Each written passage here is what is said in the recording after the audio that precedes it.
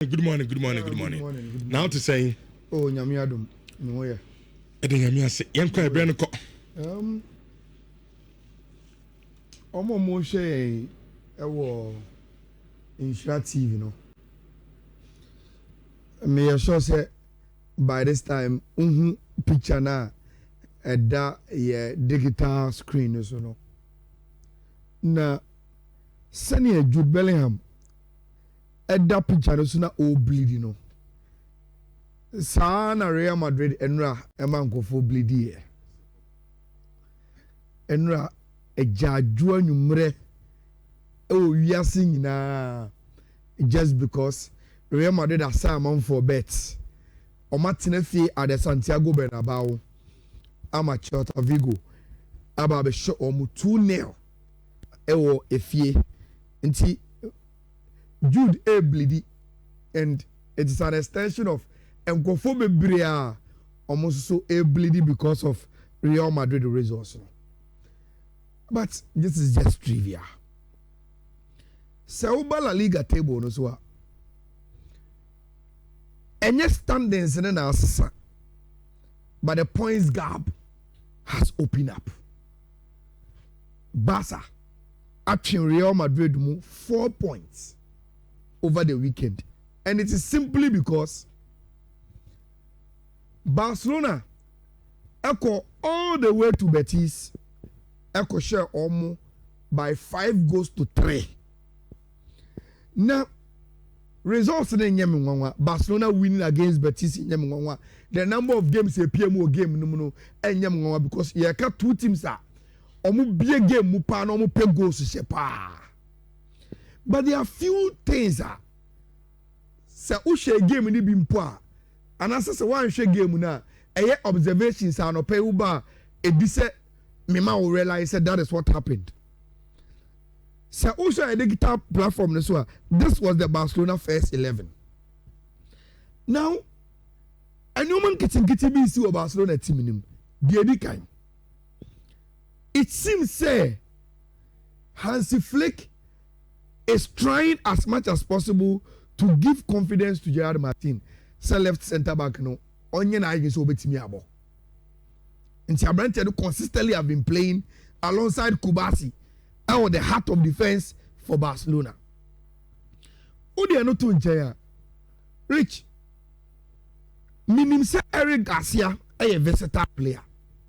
Me Ghana. I am far away from Barcelona. I don't agree. Say Makasado numone Benamo at the bench. Na obo Eric Garcia as DM.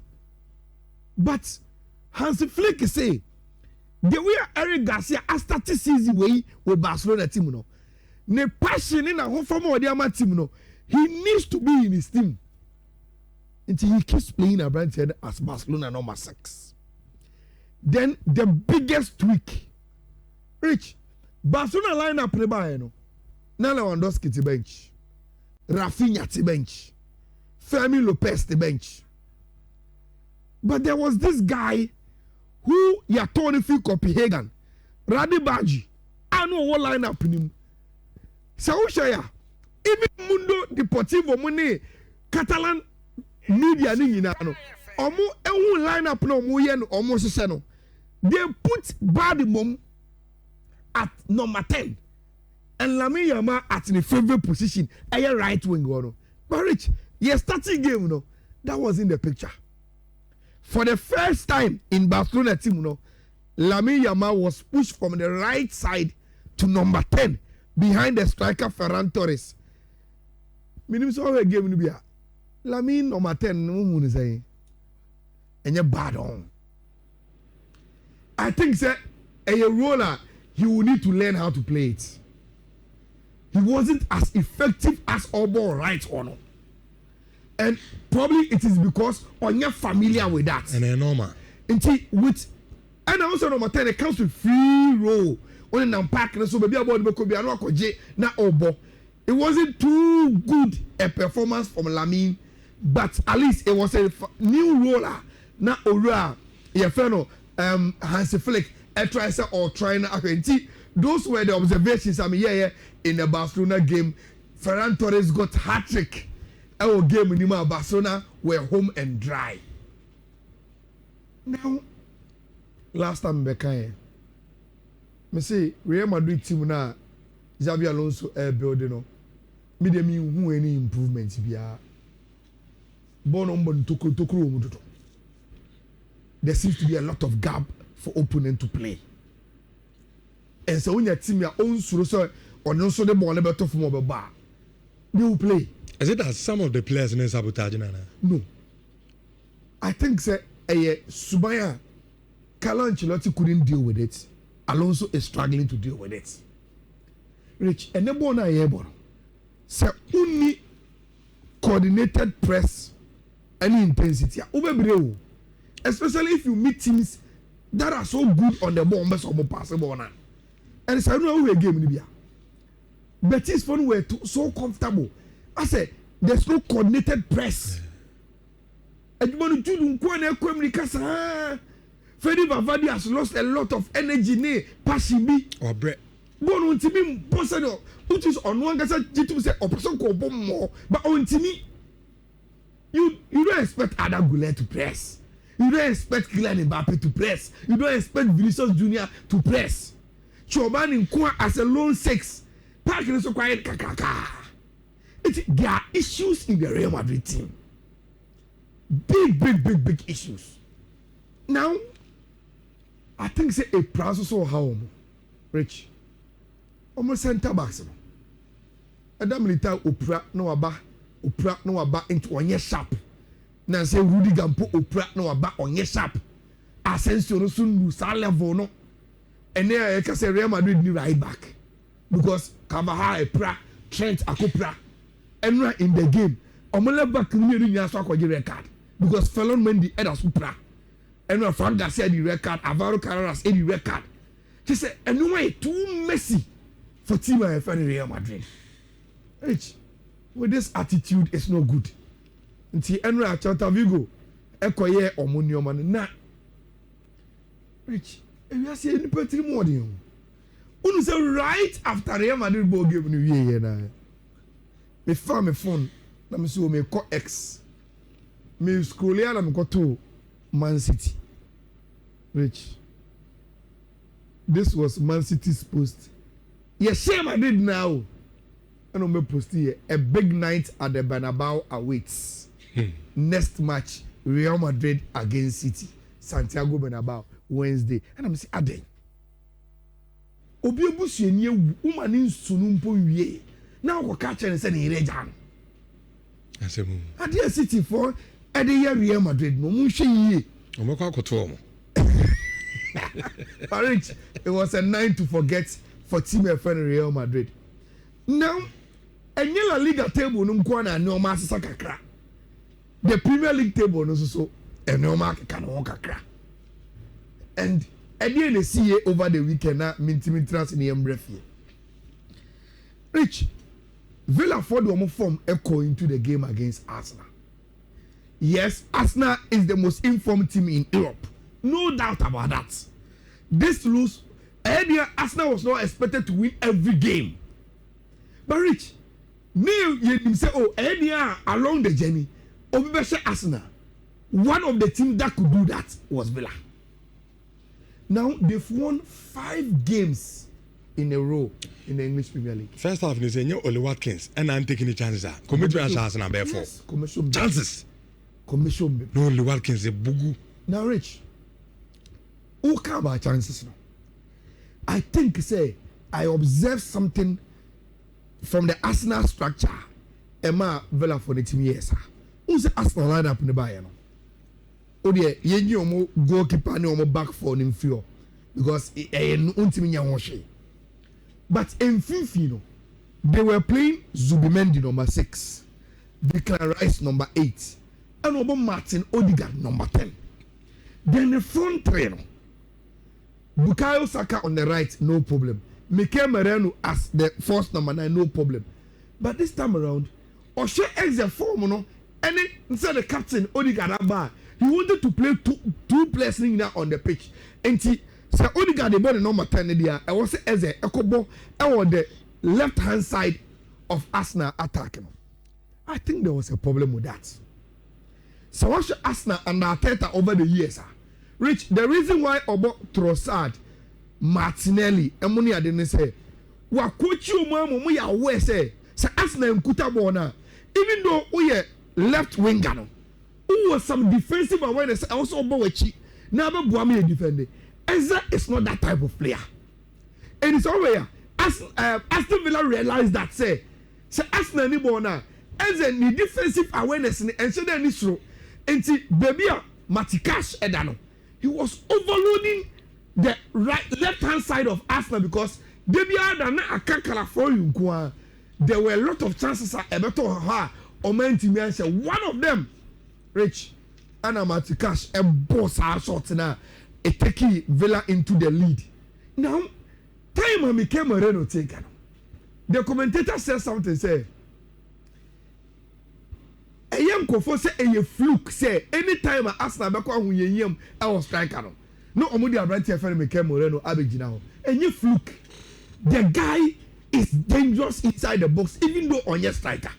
He scored against Chelsea. Then he scored against Aston Villa also. And what he is giving Arsenal, even as a first number 9, and he is very, very good in the air too. Then came the moment of truth, Rich. Something was going to give. Pressure on Villa for the master. Something was definitely going to give a Abranti friend Emiliano Buendia in the goal mouth melee. A ball Raya stretch, but Untimi Nyahoshe. Arsenal are beaten by Tima, your friend Aston Villa. Now 9 wins in 10 top flight games. That is the kind of former United Emery and then the Aston Villa team. No, Tima, taking advantage of the NATO Arsenal pano was Man City. Rich, League na here bono. So we do be a chino to from one. Again, no to one Fedi. And City make sure say they did that superbly. Run checking on the mobile. Rich, yes, starting bona and check and Ruben Diaz. Shoot, panai. First goal. Then the next event, corner. Guardiola, Wahedi bona say. Now, Rich, Ryan check. I go in mobile. Who say? Oba, see my friend Man City. You know I can say. Abranten ni work ethics yet. Without the ball, on said that you player or Hano or be defender money. But a City or woman dominating possession in the Saboni Kutania. He is one of the most exciting players out there. And he is too skillful and with elegance as our phone be out. So we must to Rich on the near City Belusu out near Park so no way he pa but on the near City Bel we know near Park so Rich he is one of the most exciting players Ubetimenya ne assist now the man for the no so video ni just go to Man City or X account or na ekosha ne assist na or the mom Robono pass and Abranti Feno for the edit ahead the shame Rich all of a sudden for Foden and Unim say now even in games Alan Anshan we don't come here and say one City watching because Foden has started taking some of the shine and so away from Ellen Haaland any pressure no. Rich scoreline ain't any problem. Liverpool release no. You say Liverpool are in crisis. But the issue with Mo Salah na minwe.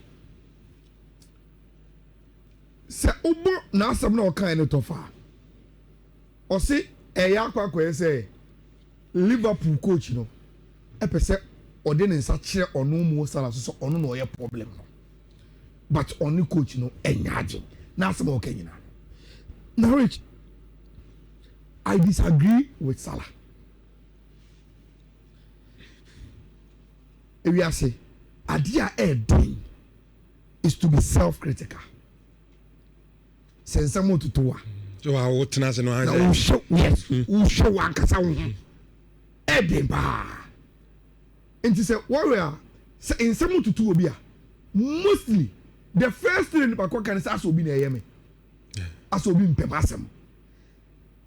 Edi say bibi ba to no kasa ade we de me am hwe de to me ya me gin say me ankasa na me de ade na ba me ho so rich the numbers is dwindling ube came a best analysis way best some months ago na ayon nko Liverpool team no ono nko na problem ono nko na dey perform you see rich omo ma kana o ma dey perform no who are their replacements in the team so oka so bench Van Dijk and one the Bible oka so bench Kunata one the Bible when there are players on what team anymore even though on form are tapping but rich they don't have replacements football na a competitive environment look these are the numbers last season as at 18 games in all competitions no more Salah the contribution to go 22 reach this season 8 so now from 22 to 80 there how do you expect to enjoy the same privileges and any problem no say obaso just say the wire in the past have earned him the position I know correct but when you drop like this in your numbers rich how do you expect say the position will be given to you like a bet right it's like I am appalling now let me show you something rich Mo Salah from 2020 to 2021 say every year be 3.5 shots per 90 minutes. The following year, 4.3 shots per 90 minutes. 3.3 shots per 90 minutes. 3.8 shots per 90 minutes. 3.2 shots per 90 minutes. Rich, this season, he's doing 2.5 per 90 minutes. She's a draw graph about Mo Salah. The chances are, Rich Okretia, she may be a graph not deep about the drew. I think he knows dive. Yes. And you cry. It's a normal from and it's a normal from Sana. Rich, you will expect. That is why we rule the wing and say, I went and say no Kayano and send a legacy. Look, the AFCON Michael Owen the other woman. Rich, it makes perfect sense. Say, oh sir. Na enche bi abeje wa akwa. Rich, don't you think say any coach be on planning there will start say okay. Abanten we may lose him for 1 month and then let me start planning without him na me ma Abanten in bench na me hwe team a metimi build without him so okọ AFCON ne ba now he comes in a different light no be competing afa or kire me say obetime awurama na me na ba be awurama to reach we dey anya asem gidigidi bia the numbers for Salah go form and so anya bibia am for ho a he shouldn't go and no to and no ma edeba park ne so which maintenance require me can't send me the code baby. But last week me can't send me say if we this week equal and it is starting tomorrow me say one more pay bet in won't me it is starting tomorrow me say per 100 cities tour we are doing a 3 days roll over to 100 cities or China and only 3 odds apart from the other coast number the baban or China the 3 odds beba for the roll over. Say ultra 3 odds na eboma you get 300 series. We will do the 300 series in another roll over of a 3 odds. That will give you 900. Yes, the 900 no two munasi extra another 3 odds. That will give you approximately 2,700. Betway will always give you odds ne boosts until we are talking about somewhere around 3,000 with 100 series in 3 days roll over. No, start Ochina until Ochina eba. You best start ISR the enemy bon kaye send a be abe prepare na yetimi akobro yeska no ahaya na ebedi no nti eya na wa se no e dey am rich you go to for near house that from tintibo